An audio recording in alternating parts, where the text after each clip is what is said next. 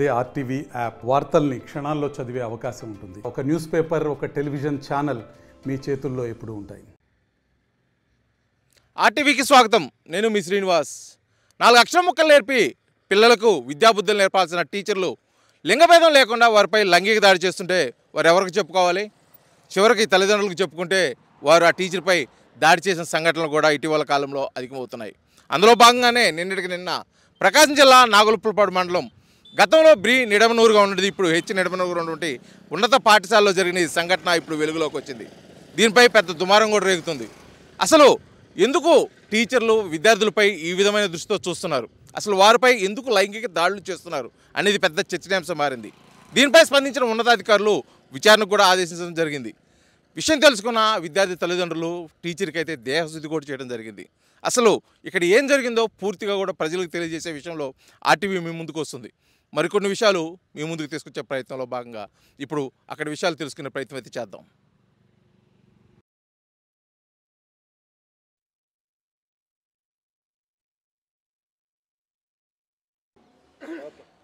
నాగులుప్పలపాడు మండలం హెచ్ నిడమనూరులో జరిగినటువంటి విద్యార్థులపై ఒక లెక్చరర్ లైంగిక వేధింపులకు సంబంధించి అతనిపై దాడి చేయడం, అతను హాస్పిటల్ పాలవడం కూడా జరిగింది. అసలు సంఘటనకు సంబంధించి ఇక్కడ ఈ కళాశాలలో ఏం జరిగింది అనేది పూర్తిగా మనతో పాటు కళాశాల ప్రిన్సిపాల్ ఉన్నారు, వారి మాట్లాడి తెలుసుకునే ప్రయత్నం చేద్దాం. సార్ చెప్పండి, ముఖ్యంగా ఒక ప్రధానోపాధ్యాయుడిగా మీరు కళాశాలలో ఉన్నప్పుడు ఒక లెక్చరరు విద్యార్థులపై లైంగిక వేధింపులు జరిగాయి అని చెప్పి సార్ కుటుంబ సభ్యులు కూడా అతని మీద దాడి చేసిన పరిస్థితి, అసలు ఏం జరిగింది సార్? సార్ మొన్న 25వ తేదీ నాడు మధ్యాహ్నం 11 గంటలకి కొంతమంది నలుగురు గ్రామస్తులు, వీరారెడ్డి గారు, శ్రీనివాసరెడ్డి గారు, అంకిరెడ్డి గారు వచ్చి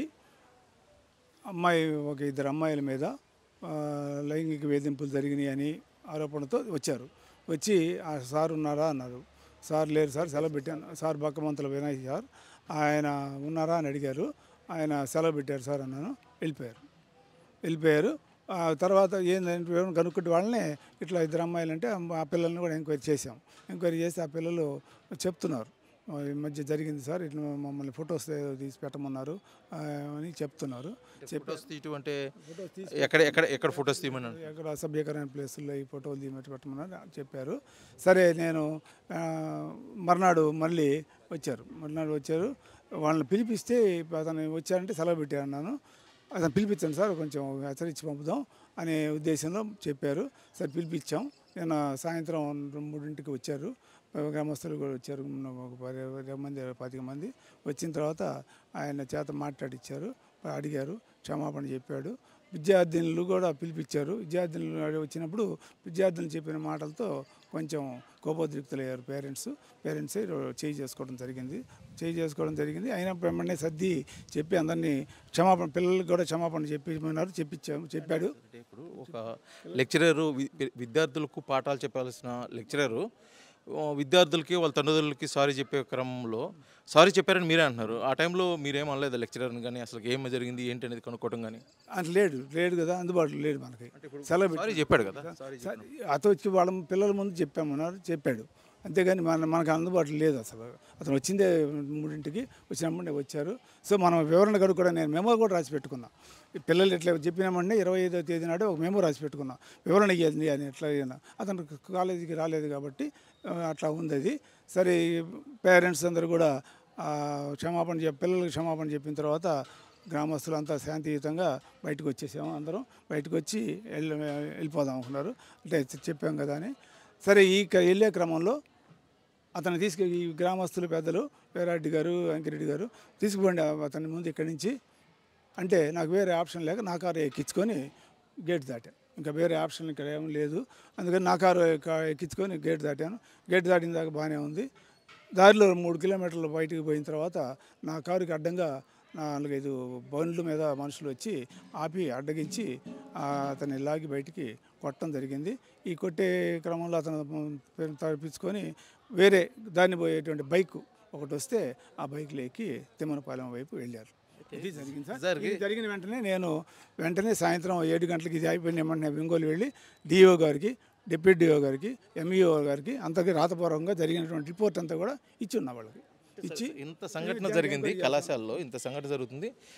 గతంలో ఈ విద్యార్థుల మీద ఇటువంటి దాడి అంటే లైంగిక ఆరోపణలు రాకముందు ఇతని మీద ఏమైనా కంప్లైంట్స్ రావడం కానీ గతంలో, ఎందుకంటే అతను పనిచేసిన దగ్గరలో ప్రతి ఒక్కసారి సమస్య ఉంది, అనేకసారి విచారణలు కూడా ఎదుర్కొన్న పరిస్థితి.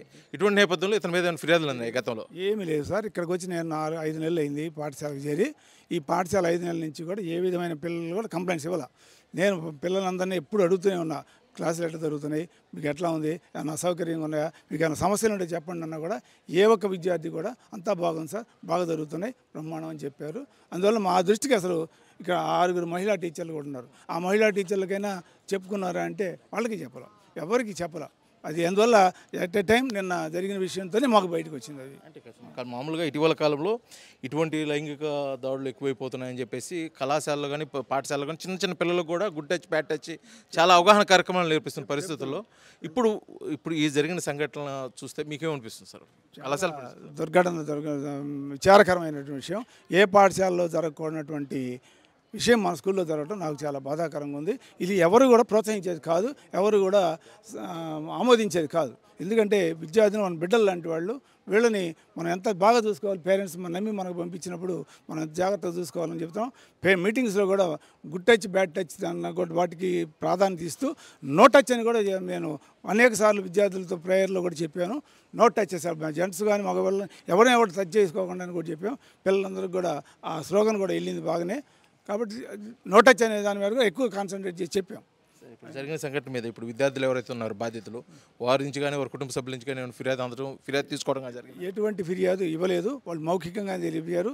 పేరెంట్స్ కూడా గ్రామస్తులు వచ్చిన వాళ్ళు కూడా మౌఖికంగానే చెప్పారు. రిటర్న్గా ఏమీ నాకు ఇవ్వలేదు. తదుపరి చర్యలు ఏ విధంగా ఉండబోతుంటారు సార్? తదుపరి చర్యల నిమిత్తం నేను అధికారులకి ఇచ్చి ఉన్నాను. అధికారులు డిప్యూటీ డిఓస్ని ఎంఈఓస్ని విచారణకు పంపిస్తాను. విచారణలో తేలాల్సింది, వాస్తవాలన్నీ కూడా విచారణలో తేలవలసిందే. కాబట్టి ఇక నా పరిధి కాదు అది.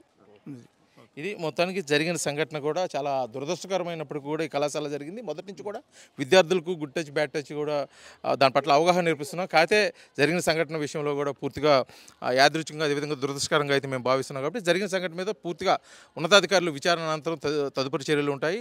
ఇప్పటి నుంచి అయినా సరే ఇటువంటి సంఘటనలు మరొకసారి పునరావృతం కాకుండా అన్ని చర్యలు అయితే కూడా తీసుకునే పరిస్థితి అయితే ఇక్కడ ఉందని చెప్పేసి కూడా కళాశాల ప్రిన్సిపాల్గా వారు తెలియజేసిన పరిస్థితి అయితే ఇక్కడ కనిపిస్తుంది. వీడియో జర్నలిస్ట్ లక్ష్మణ్తో శ్రీనివాస్, RTV, నాగులపల్లి మండలం, ప్రకాశం జిల్లా. తెలుగులో ఫాస్టెస్ట్ న్యూస్ ఇప్పుడు కొత్త అవతారంలో 5 సెకండ్లోనే పూర్తి వార్తా సమాచారం మీ చేతిలో. సోషల్ మీడియా ట్రెండ్స్ మీ కళ్ళ ముందుకే live TV and voice search ఆప్షన్స్తో ఇప్పుడే డౌన్లోడ్ చేయండి. యాప్ లింక్ డిస్క్రిప్షన్లో ఉంది.